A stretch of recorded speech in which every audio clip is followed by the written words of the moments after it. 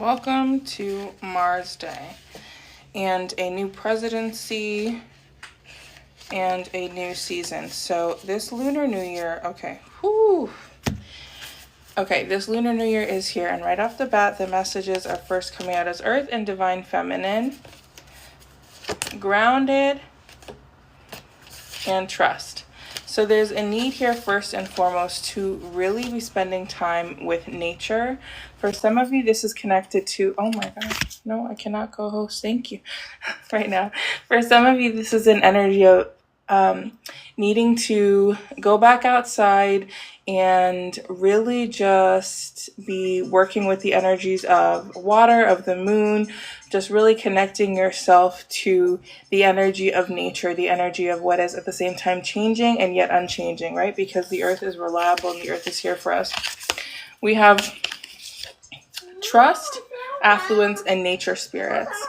So there's an energy here that shows that the abundance of the nature of earth and nature is here to really bring you blessings. And for some of you, there's nature spirits and earth spirits and connections to the land and the places where you are or where you are from that are waiting to bless you. And I cannot help thinking when I see this trust, affluence, and nature spirit, how many people, when we saw the beginning of the energy of the ceasefire in Gaza, how many people are returning home, and how the pictures just I've seen of just like skulls and rib cages on the side of the road, how the earth also feels, a crisis or a blessing, and how right now the earth has so many, crisis situations happening, from wildfires to bombings to all this kind of energy. So if you can find a place and a space to be outside, again, affluence, it's like giving thanks for that energy that is around you is going to be very necessary right now. This is also the healer card is also here.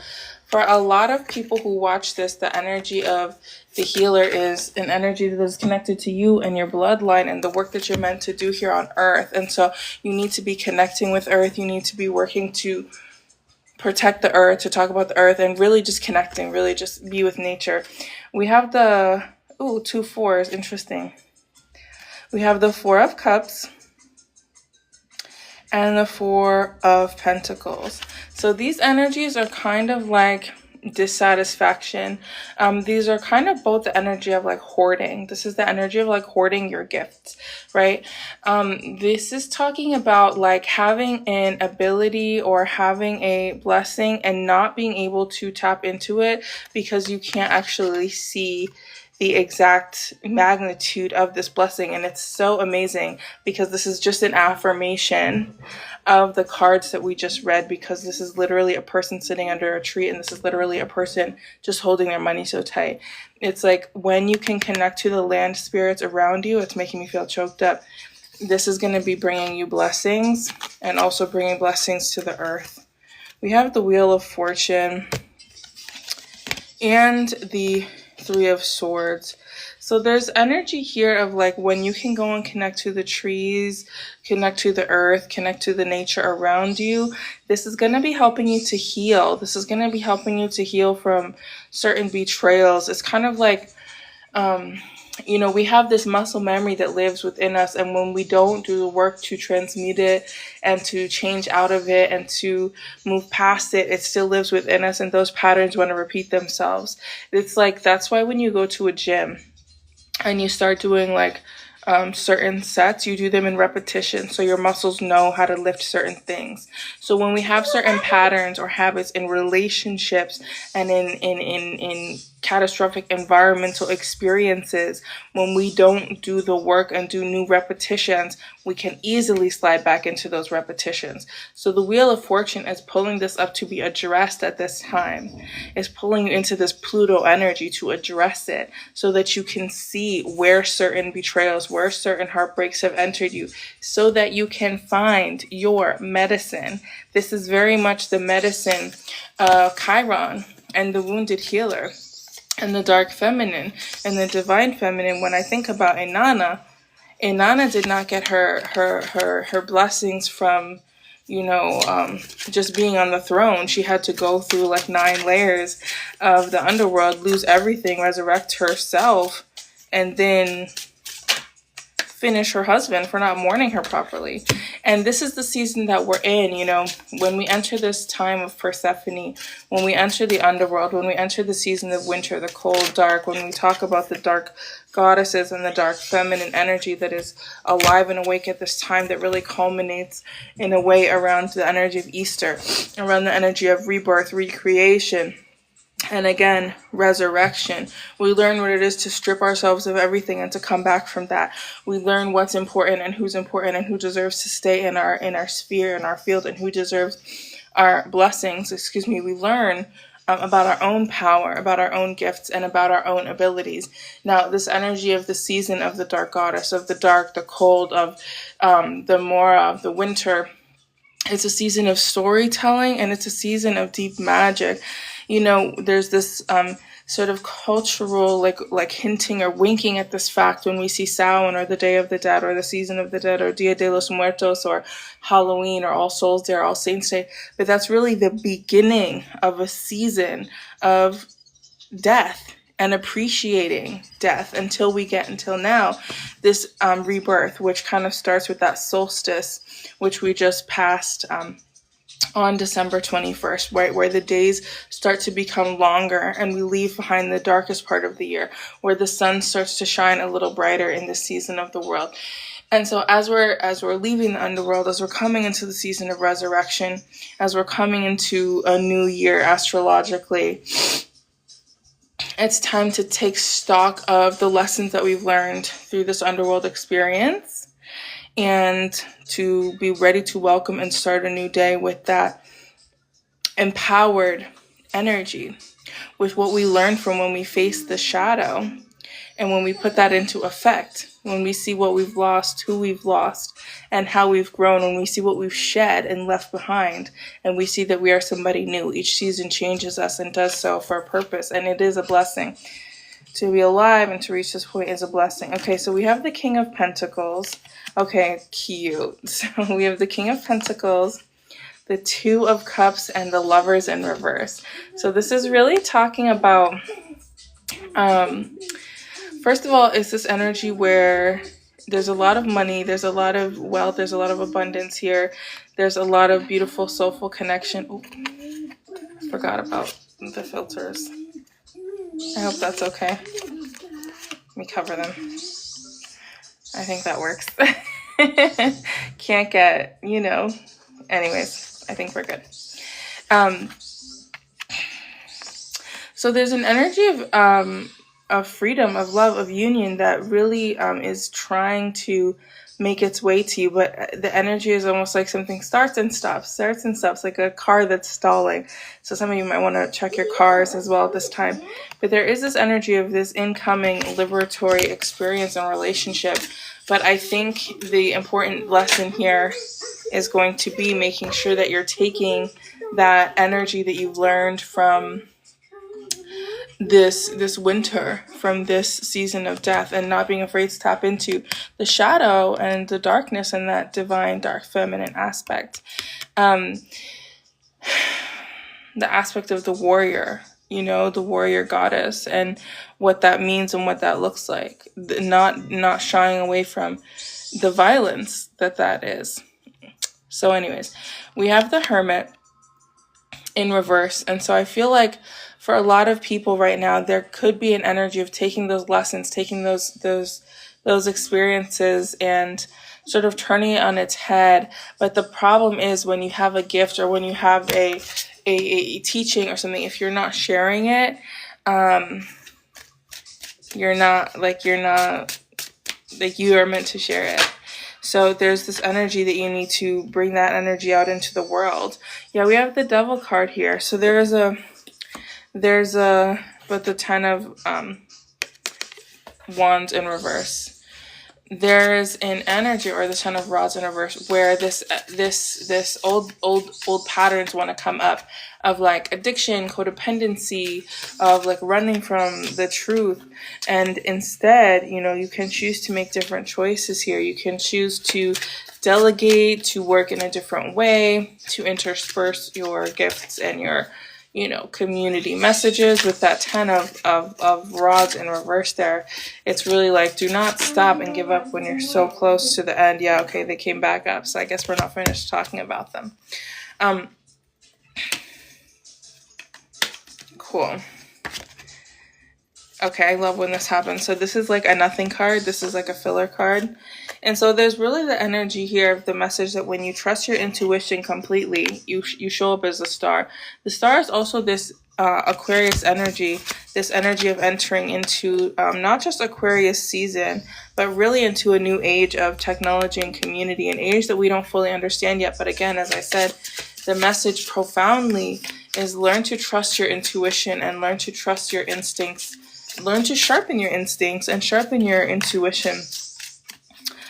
And let that be your first guide and your most profound guide.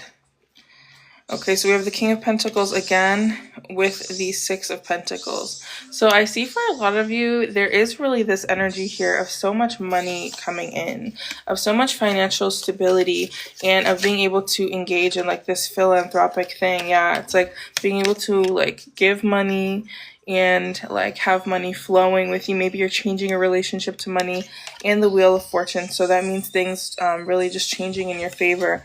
Being organized and being able to execute things and being able to initiate and execute projects and vision with profound clarity, and being able to do so while tapping into your emotional wellspring that allows you to just really authentically show up in your vision. It's literally, I'm seeing like the energy of somebody doing like a TEDx talk, which I love. It's the energy of finding your story and allowing your story and your gift and your message to also find your people. Attitude. Why so much attitude? Why did all of them just fall on the floor? Chill. Like, who's reading all that? I'll read you this one. The one is the Ace of Wands. And on the bottom of the deck here is the Knight of Cups. So again, for some of you, this is kind of an urgent message about somebody that is coming into your life. That Knight of Cups and that Ace of Wands is showing not only somebody coming into your life to work with you and collaborate with you, but also a reminder that you need to take your instincts, your emotions, and act on them, and not be afraid to act on what you know to be best for you or to be true. We have the Temperance card, the Seven of Wands, and the Knight of Pentacles. So this is really an energy here of like your angel team fighting on your behalf. Your celestial support team really knocking down and kicking down doors to show up for you. So make sure that you're engaging in your devotion, in your works of ritual, in your works of prayer, in your faith works, in your spiritual baths with consistency. Because this is the energy of like, okay, if you're going to talk about spiritual warfare, you're going to talk about who's on your team. And you have heavy hitters on your team. And you also have money that's trying to come knocking down your door. So make sure that you're ready to receive it. With the Magician in reverse, it's like some of you are not using your, like, you're not speaking up about what you need to be speaking up about. The Magician absolutely is the card of craft, magic, and creating, but it's the Mercurial card of speaking. And when we don't speak up and say what we need or how we feel, people can't be mind readers. So you're really encouraged to speak your truth, to say what you need, and for some of you to just, again, it's like when you speak your truth, you're like it's like you're casting spells. And it's also like you're uncasting spells. So it's like gossip or slander that's been sent towards you, or any energy like that is being reversed. So make sure that you are speaking and using your voice. We have the Knight of Swords and the Eight of Pentacles. Okay, so I think that was like all the knights, or at least 3 of the knights, which is incredible.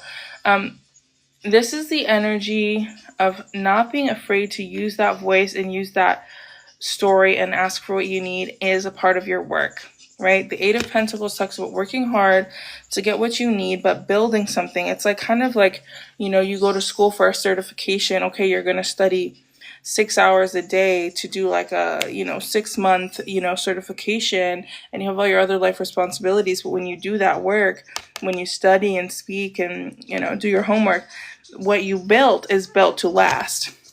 Some of you may be going back to school or getting some kind of certification. Yeah, again, it's like yes, people may have like spoken negatively about you or tried to like cast aspersions or literally try to like send harmful energy or negativity your way, but that cycle is finished and it's time to kind of speak up about some of those stories. Yeah, we split the deck and we have the Knight of Pentacles. It's kind of like your money is tied to your voice, as is your magic. And your voice, not necessarily just meaning your voice, again, meaning your story, your message. For some of you that comes across in song, for some of you that comes across in writing, for some of you that comes across in things you build with your hands. But that energy of Mercury is not just the energy of communicating, but the energy of what you're building with your hands. And so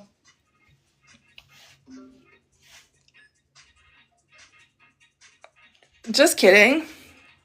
Your voice is very important.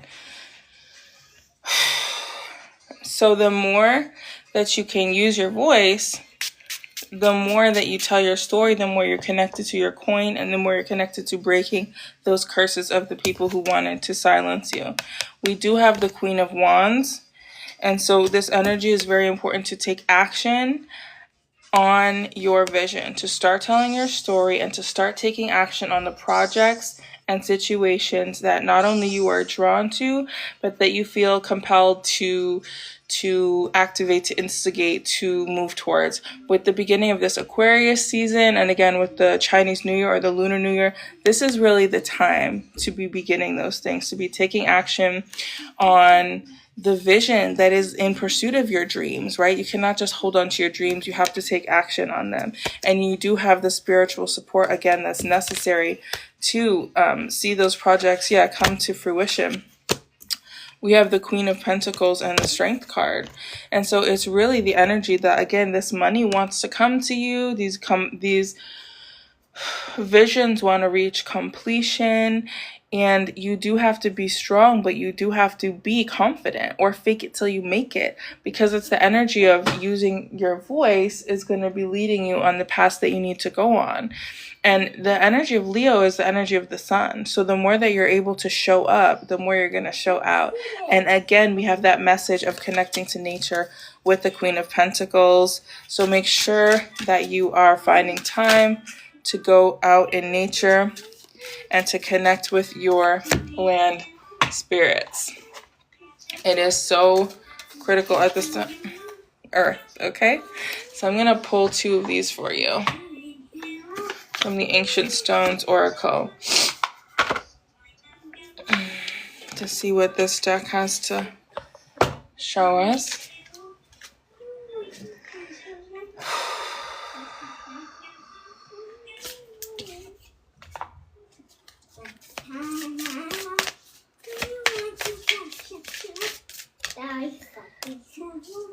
There's very much an energy of like, for some of you, your meditation is not meditation. It's not being still, It's finding different ways to be, outside, go for walks, dancing.